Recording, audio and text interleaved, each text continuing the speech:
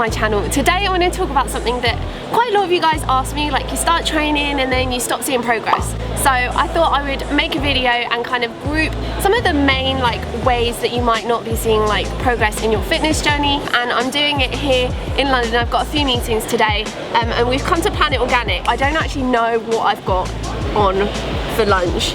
Like, what is this again? And I thought it was smoked salmon, but it's clearly not smoked salmon. No, it's like a vegan tuna, that one. Okay, this one's vegan tuna, and then... That one is, well, I think vegan, because it looks vegan. It looks vegan. And this one?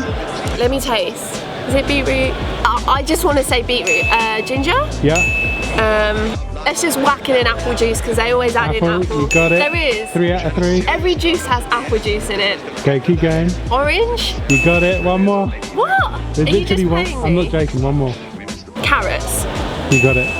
Are you serious? The entire thing, yeah. I don't even know what to start. Can you eat this with a fork? It needs sauce. Is it dry? It looks a bit dry. Well, the chili. I also feel like it's all stuck in my teeth. If you come to Planet Organic for a first date, don't order this. This is what comes after like a 7-year relationship. Get to know him first. Do it with your best friend.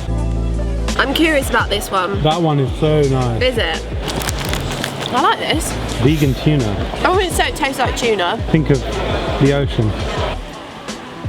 I'm going to talk about the 3 goals that you might stop seeing like progress in. I'm going to talk about the first one, which is fat loss, right here in this like wonderful outdoory / indoory, don't quite know. There's a donkey's ass like right here, so I don't really know what to explain this place.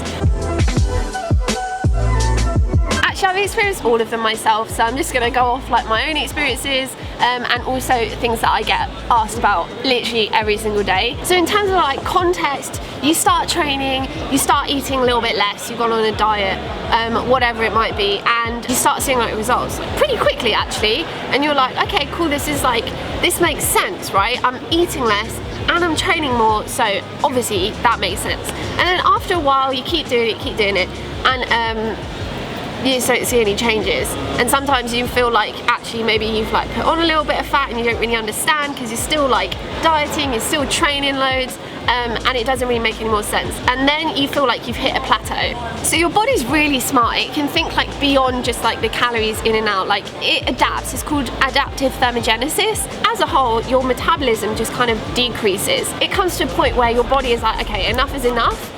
Now I'm in like survival mode. I can't keep reducing my calories. So it starts drawing energy from other places that aren't about survival. So like your period, neurological functions, things like that, endocrine functions, and also like digestive. Like there are quite a few papers that link digestive issues if you're like under eating, overtraining, because your body's just like, it's not as important. So this is where the science makes perfect sense. It's what happened. It was what would happen to anyone. So don't think that you're like the odd one out, or that your body's just not working, or it's like just you.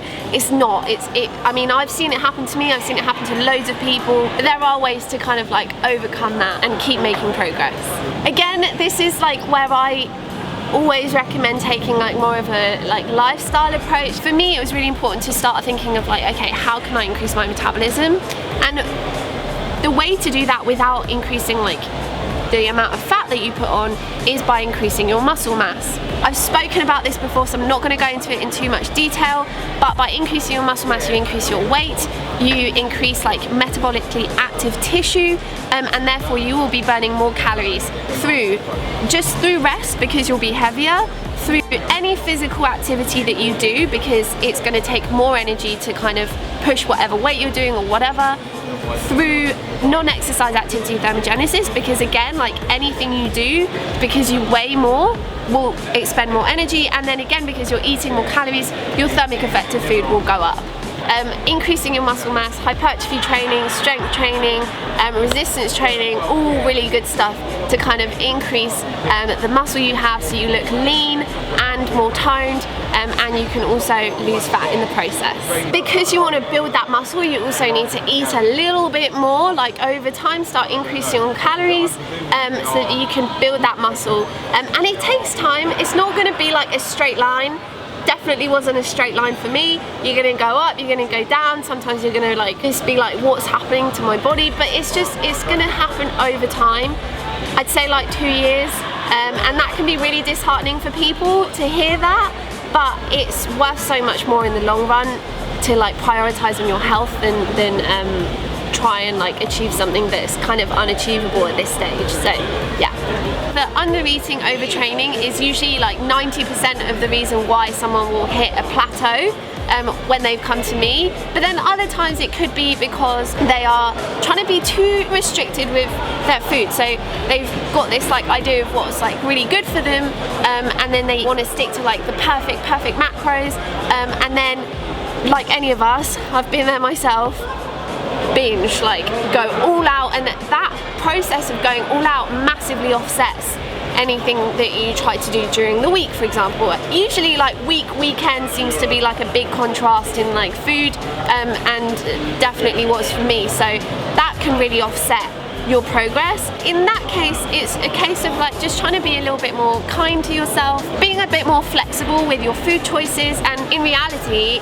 every food is good in like moderation in its own like way. And so the third reason is maybe the style of training. So a very like cardio based training session, although I like highly recommend it, great for your heart. Think of like swapping in some like resistance training sessions instead of your cardio sessions, so you can still do your cardio but then like add a little bit of resistance training in there. So that's it for fat loss. I'm gonna finish this because it's been like staring at me.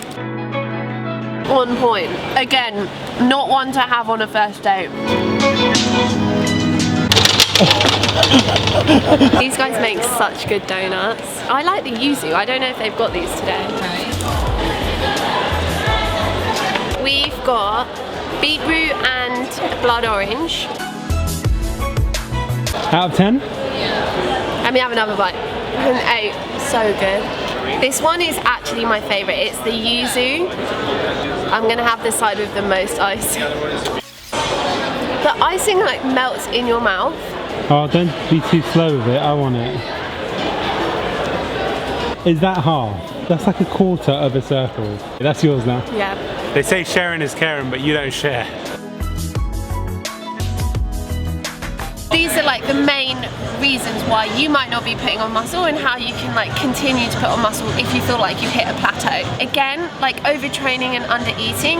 If you overtrain, your body's not going to have enough time to recover and put on any muscle. And then it's under eating. So again, if you're not eating enough, I was going to say muscle, if you're not eating enough food, then your body's not going to be able to put on any muscle. On that topic, like rest is super important, just as important as like when you're working out, because that's the time where your body is going to be like building up the muscle and recovering, so that you can go into your next session and give it all you've got. I don't count, so I don't know, but I probably eat exactly the same amount on a rest day as I would on a training day. And don't feel like you need to do anything like stretching or like walking or whatever on your rest day. When I have a rest day, I take it off, like off. I just chill. I don't chill, I work, but I chill. And I watch like, actually Handmaid's Tale is coming out. Back to Netflix. Is it Netflix? Oh, no we didn't. We definitely watch it on HBO, which no English channel doesn't exist, yeah. But then another reason why you might not be putting on muscle might also be the way that you're training. This is exactly what happened to me.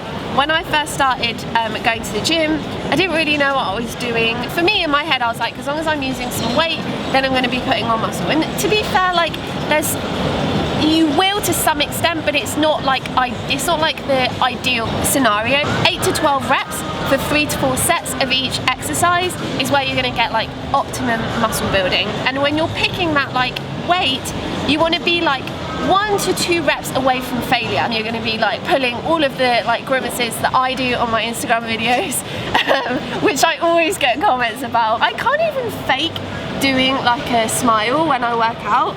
I can't. Pick around like 3 to 4 exercises per muscle group, so that you get like a good hypertrophy workout. And another reason why you might not be growing, mind-muscle connection. So your brain making connection with your muscle for you to be able to kind of tense it. Taking it back down to like basics, taking the weight really slowly, kind of doing the move like with the right form over and over again. For my chest especially, I had to just keep doing like the correct form of a bench press until eventually one day I was like, oh my god, I can feel it in my chest. And it doesn't happen in one session, it happens over time. Taking the weight down so that you're just isolating that muscle is really important. So for example, with like chest, there's no point me doing like a really heavy weight because I'm just going to be using absolutely everything. I'm not going to be isolating my chest. So I take the weight right down, focus on the contraction. But yeah, that tends to be like more genetic, also based on like what your skills were before, what kind of stuff you did before. Yeah, just be patient with it. Eventually like things will start to come together. God, this could go so wrong. That doesn't count, Mario. That is how you skate. Oh my god, it's like 10 o'clock. We've just finished our work. But I thought I'd end on the last like point that I wanted to mention on like your plateau, which could be performance. This is like a huge topic, so I'm not gonna try and answer everything because there's just like too much stuff to talk about. In terms of the questions I get asked every day, it usually tends to be around like strength training. Why aren't I like improving in strength or things like that, or flexibility, or skills like pistol squats or push-ups or pull-ups or whatever it might be. For me, like I had this with strength. I had this like, I think literally like a year ago. I just couldn't like get over 100 kilos for squats, and I got like really frustrated. I didn't really like know what to do. So I ended up just taking like a little bit of a break from strength, like squatting strength, and then deciding to kind of like work on other aspects that also would help with like the squats. So strengthening my back, strengthening my core, doing some like more hypertrophy.